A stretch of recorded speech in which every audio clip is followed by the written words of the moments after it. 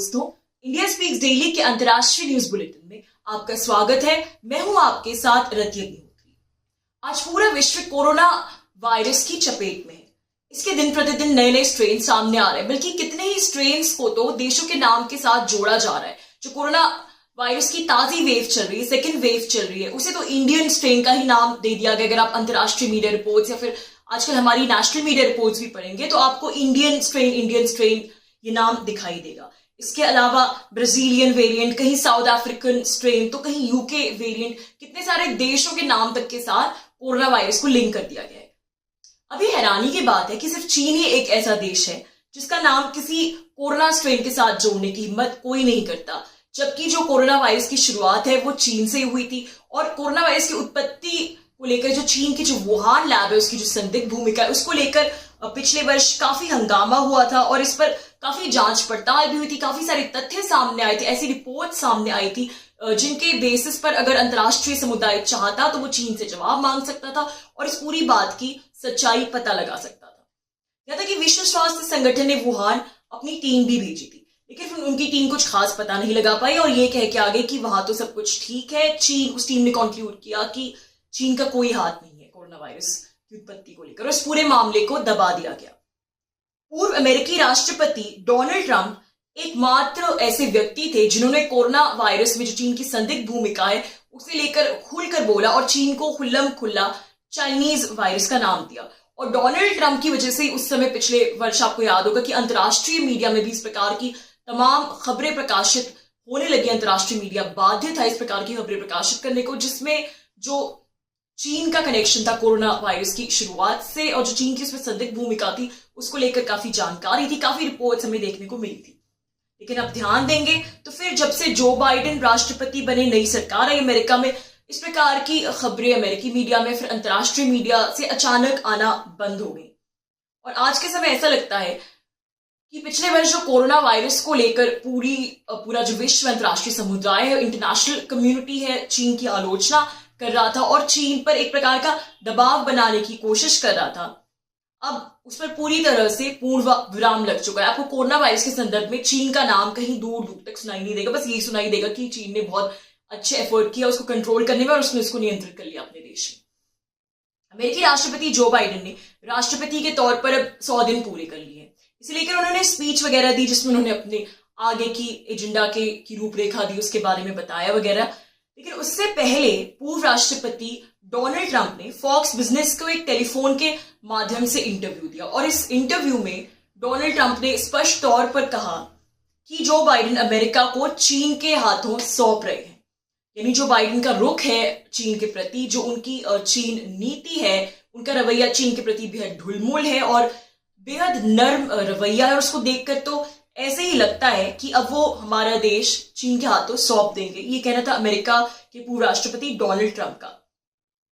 Trump ने ये बात अपनी चुनाव कैंपेनिंग के समय, चुनाव प्रचार के सामने भी कई बार ये पॉइंट हाईलाइट किया था, ये बात कही थी कि बाइडेन की चाइना नीति से अमेरिका को और विश्व को भारी नुकसान हो सकता है।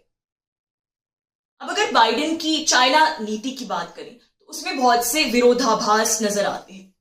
अब अगर आप कागज पर देखें कि जो अमेरिका विश्व के सामने प्रोजेक्ट करता है, जो परसेप्शन बनाता है, क्रिएट करता है, अगर हम उसके अनुसार जाएं तो जो बाइडेन की चाइना नीति में और पूर्व अमेरिकी राष्ट्रपति डोनाल्ड ट्रंप के समय जो अमेरिका की चाइना नीति थी उसमें कुछ खास फर्क नहीं है। उनकी जो विदेश नीति है चीन को लेकर, उसके मूलभूत सिद्धांत वही है जो ट्रंप के समय में थे। हालांकि ये बात अलग है कि जो बाइडेन उतने अग्रेसिव नहीं, उतने आक्रामक नहीं है चीन के प्रति जितने डोनाल्ड ट्रंप थे। इंडो पैसिफिक में अपनी मौजूदगी बढ़ाने की बात पर अमेरिका लगातार जोर देता रहता है। अब देखते हैं कि आए दिन किस प्रकार से इंडो पैसिफिक का जिक्र आजकल न्यूज में लगभग हर दिन होता है और इंडो पैसिफिक के बारे में हमें कोई ना कोई खबरें सुनने को मिलती है कि अमेरिका ने ये कहा, अमेरिका ने वो कहा। फिर क्वाड फ्रेमवर्क के अंतर्गत जिस प्रकार से अमेरिका की साझेदारी है ऑस्ट्रेलिया, जापान और भारत के साथ, एक तरह से चीन के विरुद्ध इंडो पैसिफिक में उसकी विस्तारवादी नीति को चुनौती देने हेतु, इस सबको देखकर तो आपको यही लगेगा कि अमेरिका चीन के साथ बेहद सख्त है, उसका रवैया बहुत सख्त है। फिर उन व्यापारिक प्रतिबंधों की बात करें जो कि डोनाल्ड ट्रंप के शासनकाल में चीनी इंपोर्ट्स पर, चीनी सामान पर लगाए गए थे और जिसकी वजह से इतने लंबे समय तक अमेरिका और चीन के बीच व्यापार युद्ध चला। जो कि अब तक बना रहा है। तो ये जो टैरिफ्स इंपोज हुए थे चाइनीज गुड्स पे, ये टैरिफ्स अभी भी लगे हुए हैं। जो बाइडेन शासन ने उन टैरिफ्स को नहीं हटाए, जबकि इस बात को लेकर बहुत से कयास लगाए जा रहे थे कि शायद अमेरिका की नई सरकार चीन के साथ नरम रहे और जहां तक इन टैरिफ्स की बात है, इन टैरिफ्स को या तो हटा दे पूरी तरह से या फिर घटा दे। और इसलिए शुरू में चीन भी अमेरिका के साथ लॉबिंग कर इसी प्रयास में लगा था कि किसी प्रकार से उसे इन टैरिफ से छुटकारा मिल जाए, लेकिन फिलहाल अभी तक ऐसा नहीं हुआ है। अब आते हैं विरोधाभासों पर। अमेरिका इंडो पैसिफिक और क्वाड का राग तो अलापता रहता है, लेकिन जो बाइडेन के शासनकाल में उसने कभी भी इंडो पैसिफिक के संदर्भ में सीधे तौर पर चीन का नाम नहीं लिया। यानी जितनी भी मीटिंग्स हुई हैं क्वाड फ्रेमवर्क के अंतर्गत, चाहे वो क्वाड शिखर सम्मेलन हो या फिर जो फॉरेन मिनिस्टर के लेवल पर मीटिंग हुई है, उन मीटिंग्स के बाद जो अमेरिका का औपचारिक स्टेटमेंट आता है उसमें कभी भी चीन का जिक्र नहीं होता। सिर्फ गोलमोल भाषा में ये कहा जाता है कि हम एक स्वतंत्र और समावेशी इंडो पैसिफिक चाहते हैं। तो ये एक बहुत ही अजीब सी बात है। उसको लेकर संशय उठता है कि क्या वाकई में अमेरिका चीन की विस्तारवादी नीति के विरुद्ध कुछ करेगा, या फिर वो ये सब सिर्फ एक अंतर्राष्ट्रीय समुदाय के सामने परसेप्शन क्रिएट करने की कोशिश कर रहा है, विश्व को दिखाने की कोशिश कर रहा है। अब अमेरिकी राष्ट्रपति जो बाइडेन की स्पीचेस पर आते हैं। अपनी स्पीचेस में वो चीन कहते हैं कि वो चीन को अमेरिका का सबसे बड़ा प्रतिद्वंदी मानते हैं, विश्व के लिए खतरा मानते हैं, उसके खिलाफ कड़ा रुख अपनाने की बात भी करते हैं।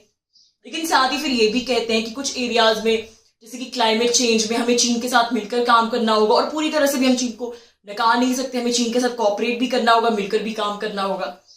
अभी अमेरिकी सरकार के स्पेशल क्लाइमेट दूत जॉन केरी भारत यात्रा पर आए थे, जहां पर क्लाइमेट चेंज के विभिन्न मुद्दों को लेकर उनकी भारत सरकार के साथ बातचीत हुई, विभिन्न प्रतिनिधियों के साथ। अब यही जॉन केरी कुछ समय बाद चीन भी गए, जहां पे उनकी चीनी लीडर्स के साथ बातचीत हुई। चीन को लेकर अमेरिका का रवैया बेहद रहस्यात्मक है। वो औपचारिक तौर पर ये बार बार दिखाने की कोशिश करता है, बल्कि आवश्यकता से अधिक दिखाने की कोशिश करता है, और ये भी एक संशय पैदा करता है मन में कि जो जरूरत से ज्यादा दिखाने की कोशिश कर रहे हैं कि चीन तो हमारा शत्रु है, कि वह चीन किसी प्रकार से अपना मित्र नहीं मानता, अपना प्रतिद्वंदी मानता है और पूरे विश्व को चीन से खतरा है।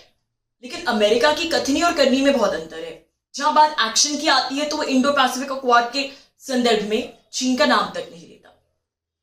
इसलिए डोनाल्ड ट्रंप का यह कहना है कि जो बाइडेन अमेरिका को चीन के हाथों सौंप रहे हैं, इस समय का जो भूराजनीतिक परिवेश है, जो जियोपॉलिटिकल सिचुएशन, उसको लेकर बेहद महत्वपूर्ण है। खासकर कि कोरोना वायरस के संदर्भ में जब हम देखते हैं कि पिछले साल से इस साल तक कितना शिफ्ट हो गया है जियोपॉलिटिकल एटीट्यूड में, जहां तक कोरोना वायरस को फैलाने में, उसकी उत्पत्ति में जो चीन की ड्रैगन की संदिग्ध भूमिका है उसको लेकर, जहां पर पिछले वर्षों में इतनी सारी खबरें देखने को मिली, इतने सारे चौंकाने वाले तथ्य सामने आ रहे थे कोरोना वायरस के फैलाने को लेकर, जो ड्रैगन का इन्वॉल्वमेंट है उसे लेकर। वहीं अब इस बार जो पूरा नैरेटिव है कोरोना वायरस के इर्द गिर्द वो बदल गया है, और कहीं ना कहीं जो बाइडेन सरकार की बेहद रहस्यात्मक चीन नीति भी इसके लिए कुछ हद तक जिम्मेदार है। दोस्तों, आज के लिए बस इतना ही। बहुत जल्द आपसे फिर मुलाकात होगी कुछ नई खबरों के साथ। तब तक के लिए अनुमति दीजिए। नमस्कार।